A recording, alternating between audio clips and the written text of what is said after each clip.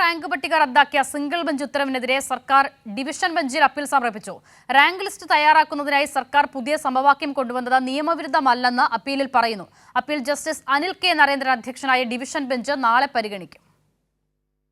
Kerala engineering പ്രവേശന യോഗ്യതാ പരീക്ഷയുടെ റാങ്ക് ലിസ്റ്റ് പുനഃക്രമീകരിക്കണമെന്നായിരുന്നു ഹൈക്കോടതി സിംഗിൾ ബെഞ്ചിന്റെ ഉത്തരവ്. CBSE വിദ്യാർത്ഥികളുടെ മാർക്ക് ഏകീകരണത്തിൽ മാറ്റം വരുത്തിയ നടപടി കോടതി റദ്ദാക്കുകയും ചെയ്തിരുന്നു.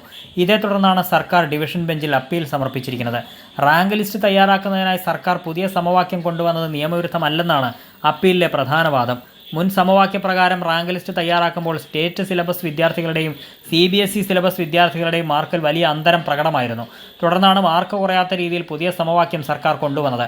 അതിന് സർക്കാരിന് അധികാരമുണ്ട്. എന്നാൽ ഈ വാദം കണക്കിലെടുക്കാതെയാണ് സിംഗിൾ ബെഞ്ചിന്റെ ഉത്തരവുണ്ടായതെന്ന് അപ്പീലിൽ ഡിവിഷൻ ബെഞ്ച് ചൂണ്ടിക്കാട്ടുന്നു. മാത്രമല്ല, പ്രവേശന നടപടികളെയും സിംഗിൾ ബെഞ്ച് ഉത്തരവ് പ്രതികൂലമായി ബാധിക്കുമെന്നും അപ്പീലിൽ പറയുന്നു.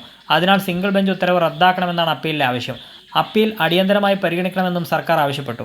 ജസ്റ്റിസ് അനിൽ കെ നരേന്ദ്രൻ അധ്യക്ഷനായ ഡിവിഷൻ ബെഞ്ച് അപ്പീൽ വ്യാഴാഴ്ച പരിഗണിക്കും. CBSE സിലബസിൽ +2 വിജയിച്ച വിദ്യാർത്ഥിനി ഹന ഫാത്തിമ നൽകിയ ഹർജിയിലാണ് സിംഗിൾ ബെഞ്ചിന്റെ ഉത്തരവുണ്ടായത്. കൈരളി ന്യൂസ്, കൊച്ചി.